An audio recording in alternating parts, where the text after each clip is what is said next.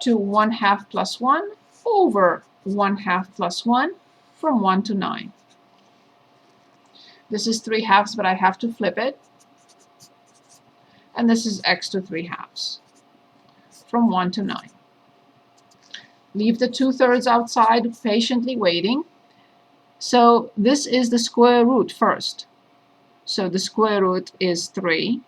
3 to the 3rd, 27, minus square root of 1, 1 to any power 1.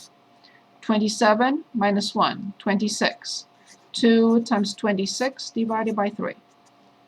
So 52 divided by 3. Let me show you again. Yes, you can check. I lost you. You can check with the calculator if that's what you want. Okay, in math, number 9. No, not there. In math, number 9, and we had 1 to 9.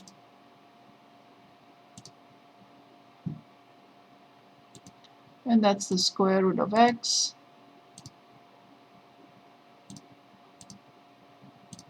Okay, the square root of x, and that's it. And you can change that into the fraction. Sometimes it depends. It may not give you the correct answer. You have to be careful with that. Okay. Let's look at one more. Yes? That wasn't any of like the rules we just, or that wasn't any of the properties or whatever. That was no. Just, This was the fundamental theorem of calculus. Okay. Yep. Let's look at the integral from 1 to 3, from 2x plus 1 over x dx. And I should have said here, like I should have said here, make sure all functions are continuous on their interval. There is nothing to discuss. These functions are continuous everywhere. This one is not. This one is continuous only for x greater than or equal to 0, but that's the case. Okay? Here, this function will not be continuous at 0, but 0 is not in between 1 and 3, so we are safe. Okay, so let's see what we get. Which function prime is 2 and x?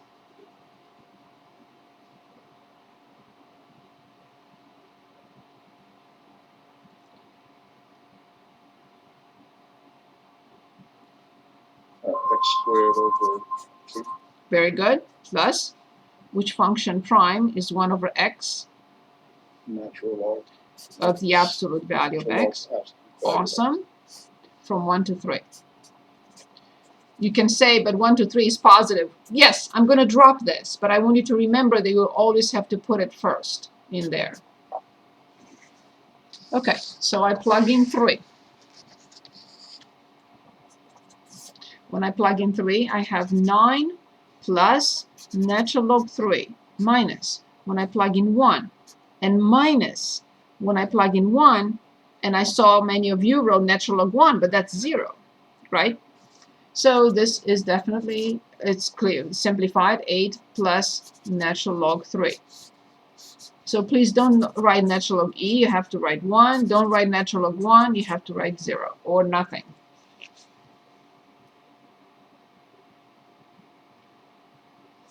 Any questions? Any questions here? We have a question. Yes. What happens to the C? I'm just Excellent. Excellent question. Yes, yes, yes. Perfect. Yes. So when I'm asked to find the indefinite integral, for example, from x squared dx, I will write x to the 3rd over c over 3 plus c. If I am asked to find the integral from 1 to 4 from x squared dx, I have the same thing, x to the 3rd over 3 plus a constant c from 1 to 4. But look what happens when I plug in 4, 64 over 3 plus c. minus, when I plug in 1, 1/3 plus c. But then c minus c will go away because I have to subtract. So the answer will still be 63/3, which is 21. This does not come into play when we look at a definite integral. This is a definite. Definite because it has limits of integration. It's clearly between 1 and 4. Definite integral. So that's why the c goes away. Because I have 64/c minus 1/3 minus c. C minus c will be 0. That's why for the definite integrals, we don't even talk about c. But c has a big role when we talk about indefinite integrals. Very good question. Anything else? I just want to anticipate, and I'll stop. I know I have, what do I have? Oh, I do have 9 minutes. Good, good, good. Okay. Let me ask you this question. Derivative, differential.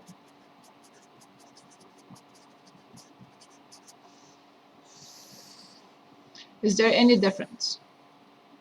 Let's look at a simple function. Let's say f of x equals x squared. Can anyone give us the derivative of this function? 2x. Excellent. Can anyone give us the differential of this function, and how do I write it?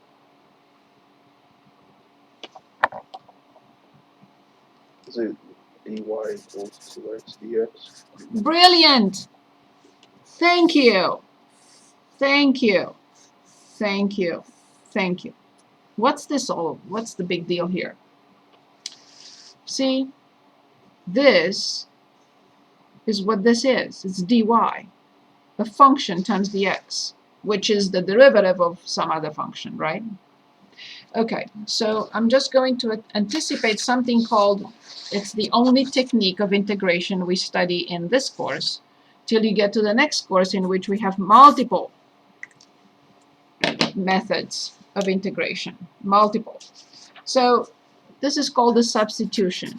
Oh, this is no longer good. Substitution. Integrating using substitution. Okay. So let's take a look at a function. And let's say the function is 5 minus 3x to the 10th power. And let's say we want to find the integral from 5 minus 3x to the 10th dx. So first, indefinite. No limits of integration first. And then definite. And then we're going to make up some numbers here, whatever you want.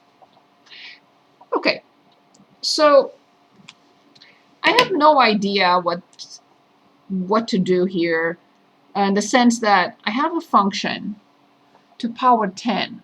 I don't like this. I like to have u to power 10.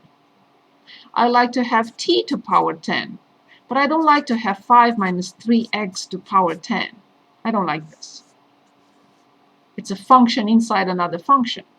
Power 10 and has another function inside it.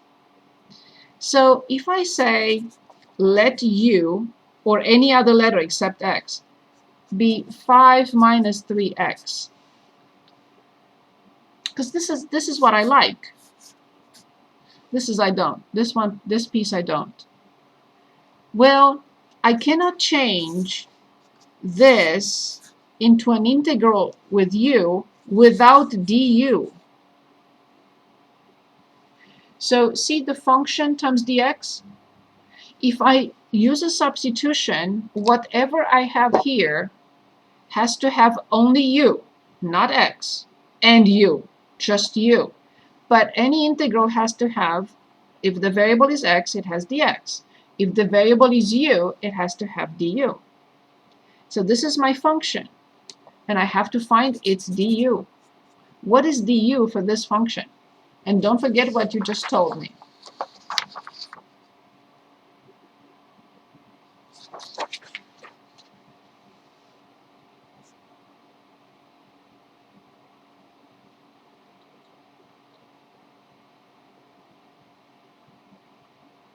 negative 3 dx. That's it. Negative 3 dx. Okay, I have the dx, but I don't have the negative 3. That's not a big deal. How come it's not a big deal? No, never a big deal when I have to create a negative 3.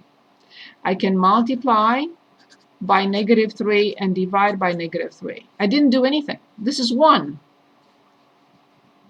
But I will take this negative 3, because I can put it in or I can take it out if I want to, with the dx to form the du. The negative 3 dx, negative 3 dx will make the du. What do I have inside? What do I replace this by here? U to the 10th. Very good. One little piece I forgot. I didn't. Let's write this. No problem. It's negative 1/3 in front. So negative 1/3, which function prime is u to the 10th?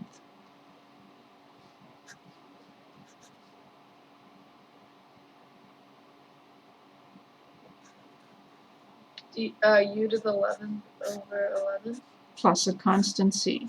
So this is negative 1 over 33, u being 5 minus 3x to the 11th power plus c. And this is done. I can always check. I differentiate this to check. Bring down 11. I have negative 1/3 times 5 minus 3x to power 10 times the inner function prime, and I get the function back. The starting point. Because c prime will be 0. So this is the answer. How was it determined? Using a substitution. Every time I use the substitution, I have to create the corresponding du. This function, this integral has only x in it. This integral has only u in it. But without du, I cannot continue. So from here, if there were limits on the integral, this is our So let's do this with the limits. This was the indefinite. Just give me 2 limits. Any 2 limits you want. Could it be 1 and 3? Perfect. Same step. U equals 5 minus 3x. Same step. Du equals negative 3 dx. Same step. I need a negative 3 and a negative 1/3 because this is 1. But this and this, so of course negative 1/3 in front. This is the du. I still have u to the 10th, but now stop. Do not copy the limits of integration. These limits of integration are for x. They cannot, very rarely, it may happen that these are the same for u. They're not. Let's find it. When x is 1, 5 minus 3 will be 2. When x is 3, 5 minus 9 is negative 4. So then I have negative 1/3 u to the 11th over 11 from 2 to negative 4. Again, please leave the negative outside, and this is u to the 11th, negative 4 to the 11th power minus 2 to the 11th power, whatever that equals to.